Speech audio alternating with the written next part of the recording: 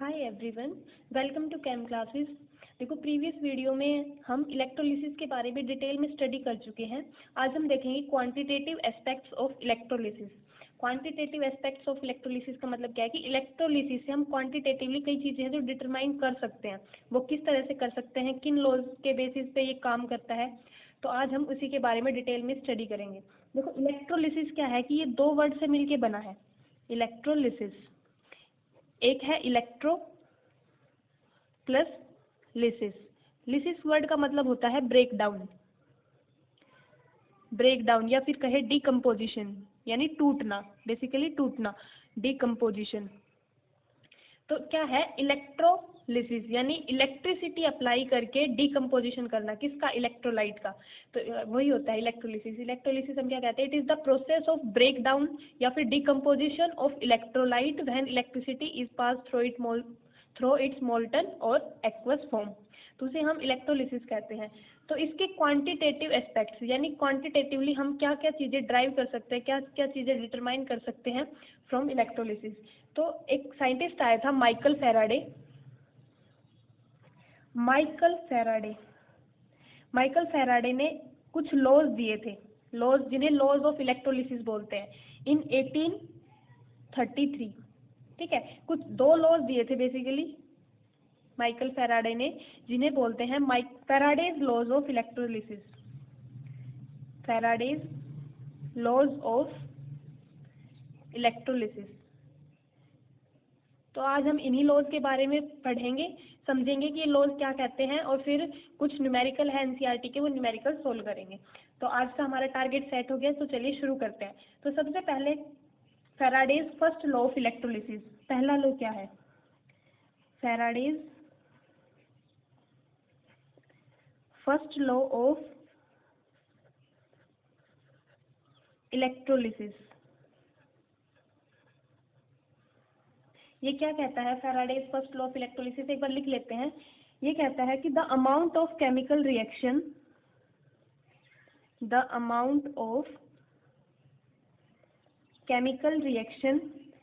and hence the mass of any substance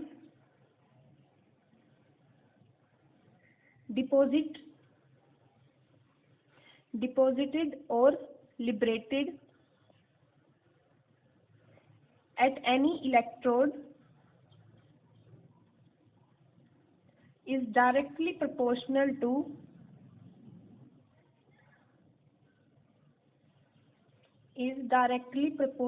to the quantity of electricity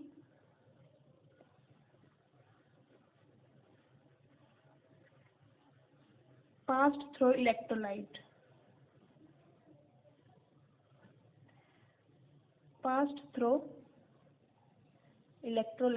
ये क्या कहता है कि अमाउंट ऑफ रिएक्शन, यानी कितने अमाउंट में कोई रिएक्शन हुई, या फिर ये कहें कि mass of any substance deposit और liberated.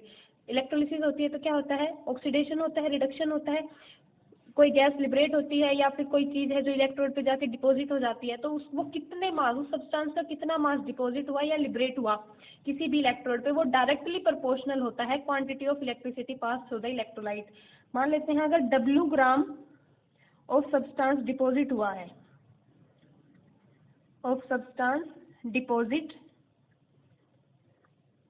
On passing Q coulombs of electricity,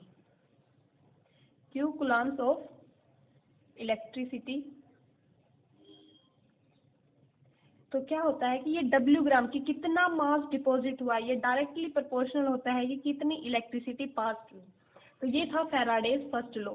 amount of substance deposit on any electrode is directly proportional to the amount of electricity pass through that electrolyte. Proportionality के sign को हटाने के लिए एक constant लगाते हैं Z, जिसे बोलते हैं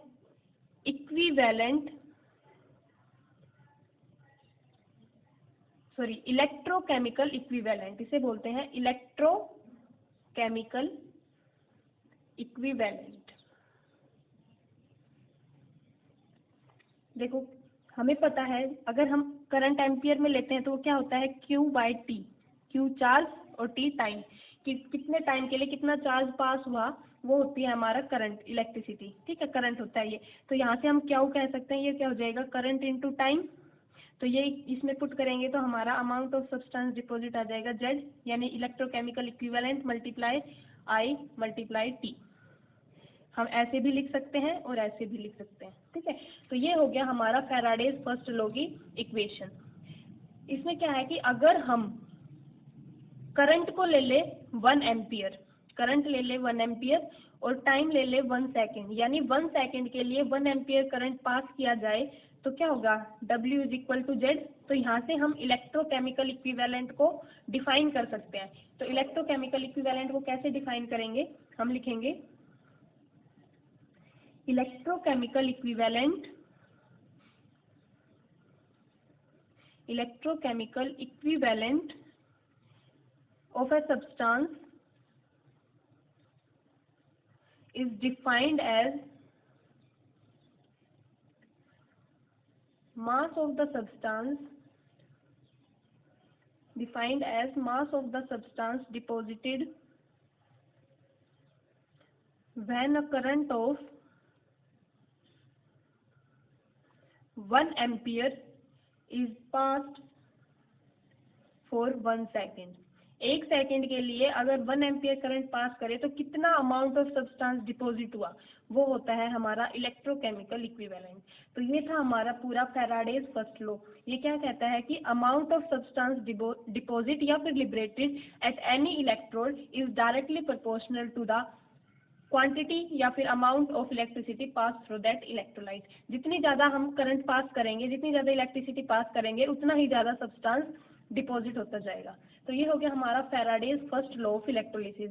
अब करते हैं Faraday's second law of electrolysis. Faraday's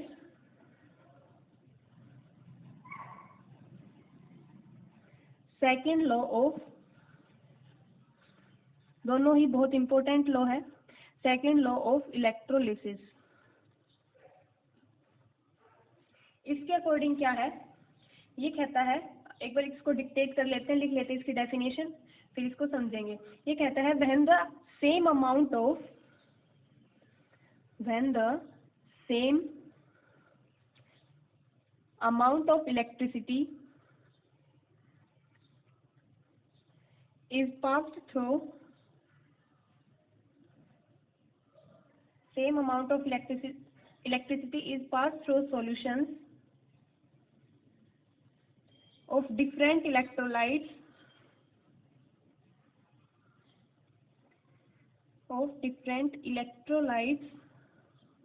connected in series,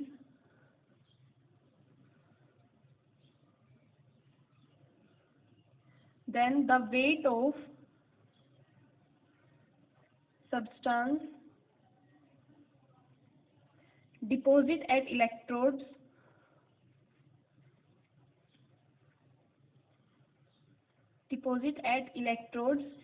are directly proportional to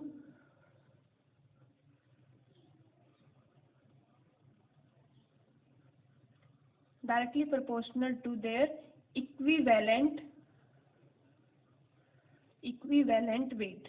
ये क्या कहता है, अगर सेम अमाउंट ऑफ इलेक्ट्रिसिटी पास की जाए, किससे, दो डिफरेंट इलेक्ट्रोलाइट के सॉल्यूशन है लेकिन सीरीज में कनेक्टेड है और उनमें हम सेम अमाउंट ऑफ इलेक्ट्रिसिटी पास कर रहे हैं, तो जो सब्सटेंस डिपॉजिट होगा इलेक्ट्रोड्स पे वो डायरेक्टली प्रोपोर्शनल होता है उसके इक्विवेलेंट वेट के।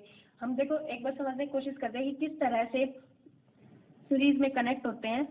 मान ली ये एक सॉल्यूशन है, ये दूसरा सॉल्यूशन है, इसमें हम ले लेते हैं इलेक्ट्रोलाइट लेते हैं, इसमें ले लिया मान लो सिल्वर नाइट्रेट AgNO3, इसमें सिल्वर नाइट्रेट ले लिया, इसमें हमने ले लिया कॉपर सल्फेट। दो इलेक्ट्रोलाइट ले लिए, इनमें हमने इलेक्ट्रोड्स डाली, दोनों इलेक्ट्रोलाइट्स में ऐसे इलेक्ट्रोड्स डाल दी। तो ऐसे इसको कनेक्ट किया, सीरीज में इस तरह से कनेक्ट करते हैं, इसकी इस इलेक्ट्रोड को मान लो यहाँ बैटरी से कनेक्ट करके इसकी ऐसे इस इलेक्ट्रोड से कनेक्ट कर दिया, यानी एक इलेक्ट्रोड इसकी और एक इसकी, ये सर्किट बना दिया। ये हमारा पॉजिटिव टर्मिनल, ये नेगेटिव, तो ये हमारी एनोड हो जाएगी, पॉजिटिव इलेक्ट्रोड, ये हमारी कैथोड हो जाएगी नेगेटिव इलेक्ट्रोड। अब अगर ये इसमें पॉजिटिव है तो इसमें ये वाली नेगेटिव होगी, और ये नेगेटिव है तो इसमें ये वाली पॉजिटिव होगी, और इनको भी ऐसे वायर से कनेक्ट कर देते हैं इस तरह से। तो ये हो जाता है हमारा कि दो सॉल्यूशन कनेक्ट सीरीज में कनेक्टेड है, इस तरह से कनेक्ट करते हैं। तो इनमें सेम अमाउंट ऑफ इलेक्ट्रिसिटी पास करेंगे, तो जो जितना सब्सटेंस डिपॉजिट होगा इलेक्ट्रोड पे, इसमें सिल्वर डिपॉजिट होगा, इसमें कॉपर डिपॉजिट होगा, तो कितने अमाउंट ऑफ सब्सटेंस डिपॉजिट हुआ है वो डायरेक्टली प्रोपोर्शनल होता है उनके इक्विवेलेंट वेट के, कॉपर के इक्विवेलेंट वेट और सिल्वर के इक्विवेलेंट वेट के। तो इसको हम लिखेंगे तो ऐसे लिखेंगे, weight of silver deposit, mathematically ऐसे लिखेंगे, weight of silver deposited by weight of copper deposited, ये इक्वल होता है equivalent weight of silver by equivalent weight of copper. तो इस तरह से इसको हम मैथमेटिकल फॉर्म में लिखेंगे फैराडेज सेकंड लॉ को, amount of substance deposit is directly proportional to their equivalent weight। जब सेम अमाउंट ऑफ इलेक्ट्रिसिटी पास करते हैं दो सॉल्यूशन से और दोनों ही सॉल्यूशन सीरीज में कनेक्टेड होते हैं इस तरह से। तो ये हो गया हमारा Faraday's second law of electrolysis. अब हम एक बात समझने की कोशिश करते हैं। देखो कॉपर है, कॉपर 2+ है, इसको रिड्यूस होना है तो क्या करेगा, ये 2 इलेक्ट्रॉन गेन करेगा, कॉपर में कन्वर्ट हो जाएगा, कॉपर में कन्वर्ट हो गया। तो इसका क्या मतलब है, इसका मतलब है एक कॉपर के एटम को, 1 कॉपर के एटम को 2 इलेक्ट्रॉन्स की रिक्वायरमेंट थी, एक कॉपर के एटम को 2 इलेक्ट्रॉन की रिक्वायरमेंट थी, तब जाके वो कॉपर का एटम बना है। यानी एक कॉपर एटम को डिपॉजिट होने के लिए 2 इलेक्ट्रॉन्स की रिक्वायरमेंट है। तो ऐसे अगर बात करें 1 मोल ऑफ कॉपर, अगर 1 मोल ऑफ कॉपर डिपॉजिट होना है तो कितना हो जाएगा, 2 मोल ऑफ इलेक्ट्रॉन की रिक्वायरमेंट होगी, 2 मोल ऑफ इलेक्ट्रॉन। ऐसे सिल्वर की बात करें, जो सिल्वर है वो क्या होता है, Ag+ 1 इलेक्ट्रॉन गेन करके सिल्वर में कन्वर्ट हो जाता है।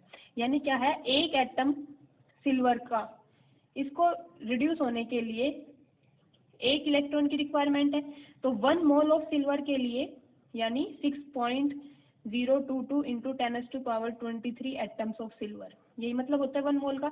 तो इतने को डिपॉजिट होने के लिए 1 मोल ऑफ इलेक्ट्रॉन की रिक्वायरमेंट होगी। अगर एक को 1 इलेक्ट्रॉन की रिक्वायरमेंट है एक एटम को, तो इतने एटम्स को इतने ही इलेक्ट्रॉन्स की रिक्वायरमेंट होगी। तो इस चीज़ को क्या बोल देते हैं, ये एवोगाड्रो नंबर है। एवोगाड्रो नंबर को हम क्या लिख देते हैं ऐसे कि 1 मोल ऑफ सिल्वर को 1 मोल ऑफ इलेक्ट्रॉन्स की रिक्वायरमेंट होगी, ठीक है, इस तरह से। तो यह क्या है कि 1 मोल कॉपर को डिपॉजिट होने के लिए 2 मोल ऑफ इलेक्ट्रॉन्स की रिक्वायरमेंट है। तो हम ये बात देखेंगे कि 1 मोल ऑफ इलेक्ट्रॉन पे चार्ज कितना है। तो हम ये बात बता सकते हैं ना कि 1 मोल सिल्वर को कितने चार्ज की रिक्वायरमेंट है, कितने कूलम्स की रिक्वायरमेंट है। तो 1 मोल ऑफ इलेक्ट्रॉन का चार्ज फाइंड आउट करेंगे कि कितना होता है। देखो एक इलेक्ट्रॉन पे चार्ज होता है, हमें पता है 1.67 इंटू 10⁻⁻19 कूलम, ठीक है, ये हम पढ़ चुके हैं अपनी प्रीवियस क्लासेस में कि एक इलेक्ट्रॉन पे इतना चार्ज होता है। अब 1 मोल इलेक्ट्रॉन की बात है, यानी कितना 6.022 इंटू 10⁻23 इलेक्ट्रॉन्स पे कितना चार्ज होगा, मल्टीप्लाई हो जाएगा, ये इससे ऐसे मल्टीप्लाई हो जाएगा। तो जब इसको सोल्व करेंगे तो हमारा आंसर आता है 96487 कूलम। यानी 1 मोल ऑफ इलेक्ट्रॉन पे, यानी 1 मोल ऑफ इलेक्ट्रॉन मतलब इतने इलेक्ट्रॉन, तो 1 मोल ऑफ इलेक्ट्रॉन पे कितना चार्ज होता है, 96487 कूलम। तो ये दिया था फैराडे ने, तो इसी को बोलते हैं फैराडे। इस वैल्यू को फैराडे के नाम पे लिखते हैं, इसको F से रिप्रेजेंट करते हैं, F से रिप्रेजेंट करते हैं। इसका मतलब है 1 फैराडे इक्वल होता है 96487 कूलम पर मोल, यानी 1 मोल इलेक्ट्रॉन का चार्ज 96487 कूलम। और इसी को अप्रोक्सीमेट करके कैलकुलेशन के लिए ऐसे लिख देते हैं 96500, ताकि कैलकुलेशन ईजी हो जाए। इसको राउंड ऑफ कर देते हैं 96500 कूलम पर मोल। ये वैल्यू होती है charge on 1 mole of electron, और इसी को बोलते हैं 1 फैराडे। यानी 1 फैराडे, एक फैराडे की वैल्यू होती है 96500 कूलम पर मोल। तो अब हमने देखा कि 1 मोल कॉपर के लिए 2 मोल इलेक्ट्रॉन की रिक्वायरमेंट है, यानी इसके लिए 2F चार्ज की रिक्वायरमेंट है, 2 इंटू फैराडे कॉन्स्टेंट। और ऐसे 1 मोल ऑफ सिल्वर के लिए 1 मोल ऑफ इलेक्ट्रॉन यानी 1 फैराडे चार्ज की रिक्वायरमेंट है। इसका क्या मतलब है, 96500 कूलम। इसी बेसिस पे हम अपने न्यूमेरिकल्स भी सोल्व करेंगे। उससे पहले एक नोट डाल के एक चीज लिख लेते हैं। देखो 1 फैराडे यानी 96500 coulomb of electricity deposit 1 mole of substance. यानी अगर कोई सब्सटेंस है जिसकी जो n वैल्यू है वो 1 है, यानी जैसे Na प्लस है, एक इलेक्ट्रॉन गेन करके Na में कन्वर्ट हो रहा है, तो क्या है कि 1 Faraday electricity 1 mole of that उस सब्सटेंस को डिपॉजिट करती है। ऐसे ही सिल्वर है, सिल्वर प्लस एक इलेक्ट्रॉन लेके सिल्वर में कन्वर्ट हो जाता है। तो इसको लिखते हैं इस तरह से कि 1 Faraday of electricity deposit 1 mole of substance. 1 mole of substance को डिपॉजिट करती है इलेक्ट्रोड्स पे जब 1 कूलम मतलब 1 फैराडे इलेक्ट्रिसिटी पास की जाती है तब। या फिर इसी को हम ऐसे लिख सकते हैं कि 1 फैराडे यानी 96500 कूलम ऑफ इलेक्ट्रिसिटी ये डिपॉजिट करती है। डिपॉजिट इस वे में भी लिखा जा सकता है, deposit 1 gram equivalent of substance. देखो ग्राम इक्विवेलेंट और मोल क्या है ये हम पहले भी पढ़ चुके हैं, लेकिन एक बार फिर से देख लेते हैं कि क्या क्या होता है। देखो यहाँ पे हम देखते हैं मोल कॉन्सेप्ट, यहाँ पे देखते हैं कि ग्राम इक्विवेलेंट कॉन्सेप्ट क्या होता है। ग्राम इक्विवेलेंट कॉन्सेप्ट दोनों को साथ साथ लेके चलते हैं। देखो मोल्स कॉन्सेप्ट में हम अगर किसी सब्सटेंस के नंबर ऑफ मोल्स निकालने हो, तो हम क्या करते हैं, गिवन मास ऐसे करते हैं, given mass by molar mass ऐसे करते हैं। और नंबर ऑफ ग्राम इक्विवेलेंस निकालने हो तो क्या करते हैं, नंबर ऑफ ग्राम इक्विवेलेंट्स। इनके लिए करते हैं पहले तो ऐसा ही, गिवन मास की कितना मास गिवन है उस सब्सटेंस का डिवाइड बाय इक्विवेलेंट वेट या इक्विवेलेंट मास। ठीक है, तो यहाँ पे हो गया मोलर मास, यहाँ पे हो गया इक्विवेलेंट मास। तो मोलर मास क्या होता है, मोलर मास होता है किसी भी सब्सटेंस का, अगर वो मॉलिक्यूल है तो उसका मॉलिक्यूलर मास, एटम है तो उसका एटॉमिक मास, और अगर आयनिक कंपाउंड है तो फॉर्मूला मास। तो वो ही होता है उसका मोलर मास, किसी भी सब्सटेंस का मोलर मास वही होता है कि जो उसका, जैसे सोडियम है, सोडियम का जो एटॉमिक मास है वो 23 होता है, 23 ग्राम पर मोल। तो यही इसका मोलर मास भी है 23। ठीक है, इसको 23U ऐसे भी लिख देते हैं या 23 AMU एटॉमिक मास यूनिट ऐसे भी लिखते हैं।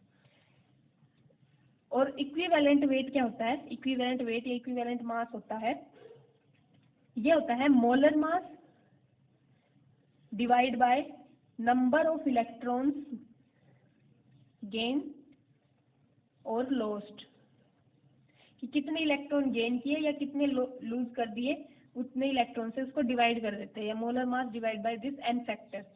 तो अगर हमें बात सोडियम की निकालनी है तो सोडियम में तो क्या होता है, सोडियम में की वैलेंसी 1 होती है, इसमें 1 इलेक्ट्रॉन की रिक्वायरमेंट होती है। तो इसमें क्या होता है कि इसका जब इक्विवेलेंट मास निकालेंगे तो होगा उसका मोलर मास जो कि 23 डिवाइड बाय 1, तो इसका 23 ग्राम पर इक्विवेलेंट ही आता है जो इक्विवेलेंट मास होता है। लेकिन बात करें कॉपर की, जैसे कॉपर 2+ है, वो 2 इलेक्ट्रॉन गेन करके कॉपर में कन्वर्ट होता है, तो कॉपर का इक्विवेलेंट मास निकालेंगे तो क्या करेंगे, कॉपर का मोलर मास होता है 63 ग्राम, तो 63 ग्राम पर मोल, तो 63 बाय कितने इलेक्ट्रॉन गेन किए, 2 इलेक्ट्रॉन, तो इसका डिफर हो जाता है, इससे डिफरेंट हो जाता है मोलर मास से, तो इसकी वैल्यू आती है 31.5 ग्राम पर इक्विवेलेंट। तो ये डिफरेंस होता है मोल कॉन्सेप्ट और ग्राम इक्विवेलेंट में। इसकी मतलब अभी इस कॉन्सेप्ट में ज़्यादा नीड नहीं है, पर बस एक बार जनरल नॉलेज के लिए था कि आप एक बार इसको समझ सको। तो आज के लिए हम इसको थ्योरेटिकल इतना ही पढ़ते हैं, अब इसके बेसिस पे न्यूमेरिकल सोल्व करते हैं कि किस तरह के न्यूमेरिकल आते हैं। तो जो न्यूमेरिकल है वो हमारी NCERT के न्यूमेरिकल है। देखो इसमें पूछा हुआ है, how many charge is required for following reduction. ये रिडक्शन करने हैं, इनके लिए कितना चार्ज रिक्वायर्ड है।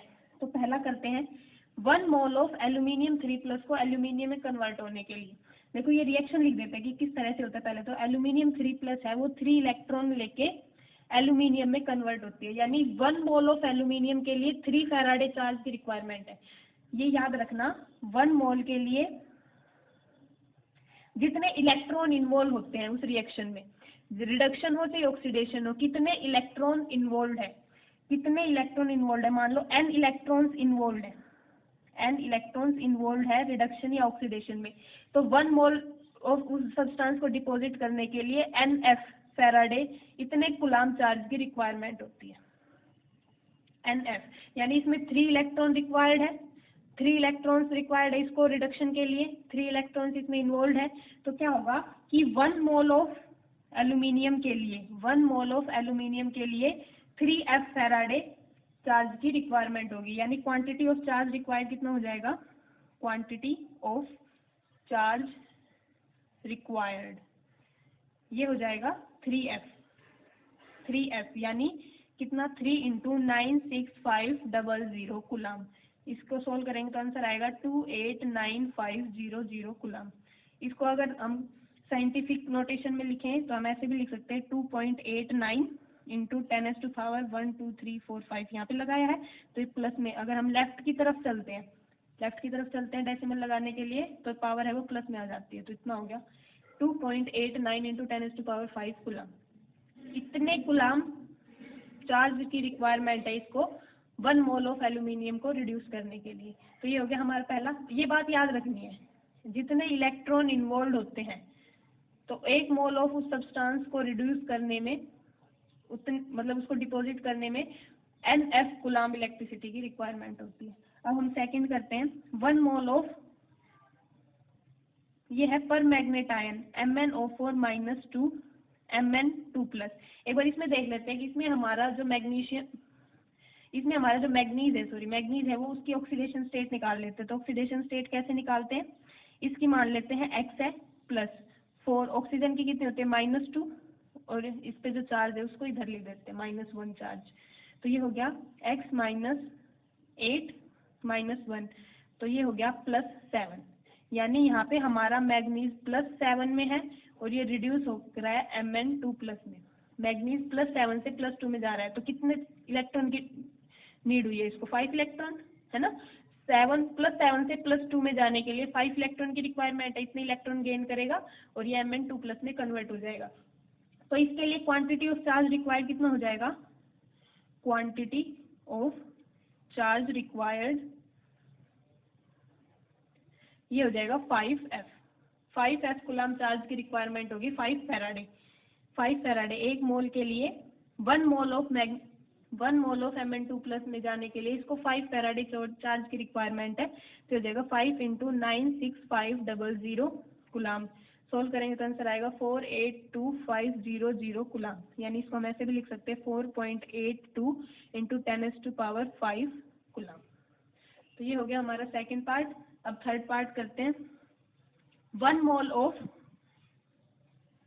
Cr2O7 2 क्रोमियम 3+, इसमें कन्वर्ट करने के लिए अब एक बार इसका चार्ज देख लेते हैं, इसकी ऑक्सीडेशन स्टेट कितनी है। तो एक बार निकाल लेते हैं Cr2O7 2-, इसको इसकी x मान लेते हैं, तो ये हो जाएगा 2 × x +7, ऑक्सीजन की -2 = -2, तो ये हो गया 2x 14 -2, तो 2x उधर जाके प्लस हो जाएगा तो हो जाएगा 12 हो गया। यहाँ से x आ गया हमारा +6, यानी यहाँ पे हमारा क्रोमियम +6 ऑक्सीडेशन स्टेट में है और ये कन्वर्ट हो रहा है क्रोमियम 3+ में, 3+ में कन्वर्ट हो रहा है। लेकिन एक बात और देखो, इसमें 2 क्रोमियम है, एक क्रोमियम का चार्ज है +6, तो यहाँ पे हम ऐसे करेंगे 2 क्रोमियम, तो 2 क्रोमियम +6 से 2 ही क्रोमियम +3 बनेंगे। तो देखो एक क्रोमियम +6 को क्रोमियम +3 में जाने के लिए 3 इलेक्ट्रॉन्स की रिक्वायरमेंट थी,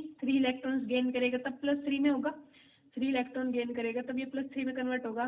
तो 2 है तो इसके हो जाएंगे 6 इलेक्ट्रॉन गेन करके ये क्रोमियम +3 में जाएगा। ये बात भी ध्यान रखनी है। देखो इसमें तो ये मैग्नीज एक ही था, तो तो हमने ऐसा किसी भी चीज़ से मल्टीप्लाई नहीं किया। इस फॉर्मूले में ये क्रोमियम 2 है तो दोनों के दोनों को रिड्यूस होना है, तो 2 क्रोमियम प्लस 6 के लिए 6 इलेक्ट्रॉन की रिक्वायरमेंट होगी। तो इसमें क्वांटिटी ऑफ चार्ज रिक्वायर्ड कितना हो जाएगा, 1 मोल ही रिड्यूस हो रहा है, ये 1 मोल ही हो रहा है रिड्यूस, ठीक है, 1 मोल के लिए ये इतना, तो क्वांटिटी ऑफ चार्ज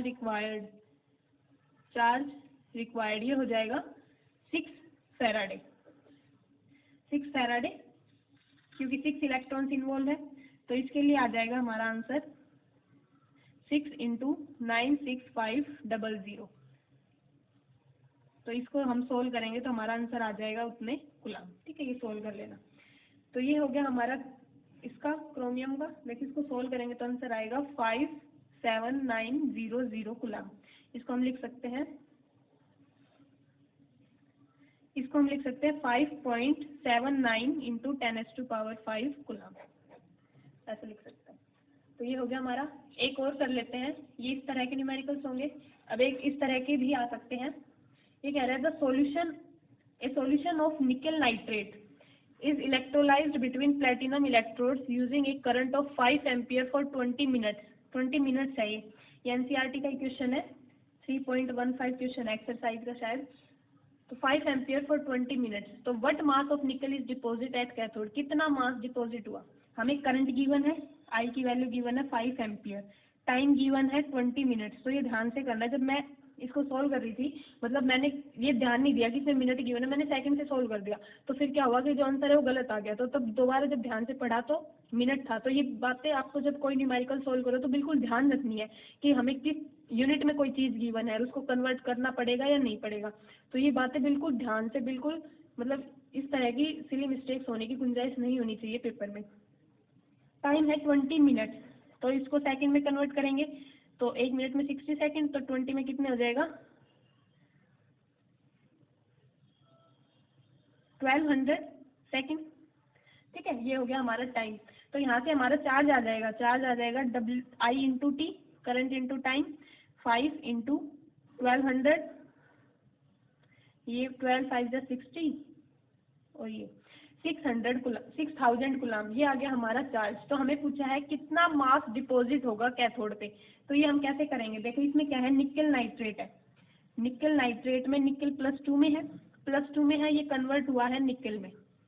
कितने इलेक्ट्रॉन गेन किए हैं, 2 इलेक्ट्रॉन गेन किए हैं।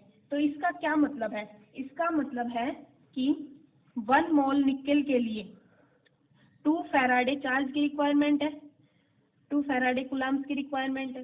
2 फैराडे यानी हम लिख सकते हैं 2 × 96500 कूलम चार्ज से कितना निकल डिपॉजिट हुआ, 1 मोल ऑफ निकल।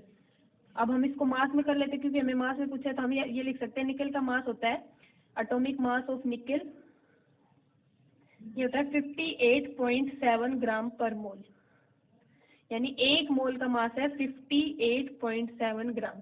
या इतना चार्ज देंगे तो इतना निकल डिपॉजिट होगा, और 1 कूलम चार्ज देंगे तो हम ये होगा 58.7 बाय 2 × 96500, इतने ग्राम निकल डिपॉजिट होगा। लेकिन हमें निकालना कितने के लिए, हमने इतना चार्ज दिया 6000 कूलम चार्ज के लिए 58.7 बाय 2 × 96500 मल्टीप्लाई 6000। इसको जब सॉल्व करेंगे तो आंसर आएगा 1.825 ग्राम। यानी जब हम इतना करंट इतने टाइम के लिए पास करेंगे, इसका मतलब क्या है, इतने कूलम इलेक्ट्रिसिटी पास करेंगे तो 1.825 ग्राम निकल डिपॉजिट होगा कैथोड पे। तो इस तरह से सॉल्व करते हैं न्यूमेरिकल्स को। हमें इस इक्वेशन इससे ये इक्वेशन बनानी आनी चाहिए कि कितनी इलेक्ट्रॉन्स की रिक्वायरमेंट है। हमें पता है 1 मोल निकल के लिए 2 इलेक्ट्रॉन, मतलब 1 मोल के लिए 2 फैराडे चार्ज की रिक्वायरमेंट है। तो मतलब इसको ऐसे भी लिख सकते हैं कि 2 फैराडे चार्ज कितना निकल डिपॉजिट कर रहा है, 1 मोल, यानी 58.7 ग्राम। तो इतने का आ गया, तो हम 6000 का इजीली निकाल सकते हैं। मैथमेटिकल, सिंपल मैथमेटिकल है, ये तो सिंपल मैथमेटिक्स है। तो इस तरह से हम इस न्यूमेरिकल को सोल्व कर लेंगे। अब एक न्यूमेरिकल है जो आपने सोल्व करना है, और जो भी इसका आंसर हो वो कमेंट बॉक्स में कमेंट करना है। क्वेश्चन है इस कॉन्सेप्ट से बहुत इजी न्यूमेरिकल्स है, जो एनसीईआरटी के न्यूमेरिकल है वो भी, और वैसे भी बहुत इजी न्यूमेरिकल है, और ये आगे भी बहुत काम आएंगे।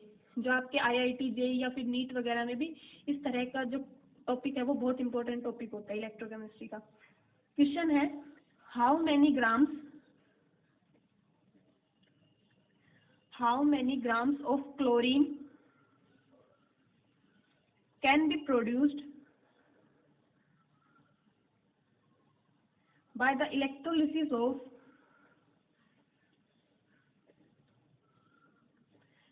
electrolysis of molten NaCl with a current of 1 ampere for 15 minutes। इसी तरह का न्यूमेरिकल है for 15 minutes। बस आपको ये इसमें ये आना चाहिए कि क्लोरीन है, तो मतलब ये चीज़ पता होनी चाहिए कि कितने इलेक्ट्रॉन इन्वॉल्व हुए हैं, ये अच्छे से पता होना चाहिए, वरना ये अगर गड़बड़ हो गया तो हम यहाँ पे गड़बड़ कर देंगे, पूरा न्यूमेरिकल गलत आएगा हमारा। तो ये अच्छे से ध्यान रखना है कि क्लोरीन है, इस रिएक्शन को अच्छे से बैलेंस करके कि कितने इलेक्ट्रॉन्स की रिक्वायरमेंट हुई है, तो वो सब अच्छे से करना है। तो ये है न्यूमेरिकल जो आपने सोल्व करना है, इसका जो भी आंसर हो कमेंट बॉक्स में कमेंट करना है। आज के लिए इतना ही। अगर आपको वीडियो पसंद आए तो एक लाइक कर दीजिएगा, चैनल को सब्सक्राइब कर दीजिए। Thank you so much for watching.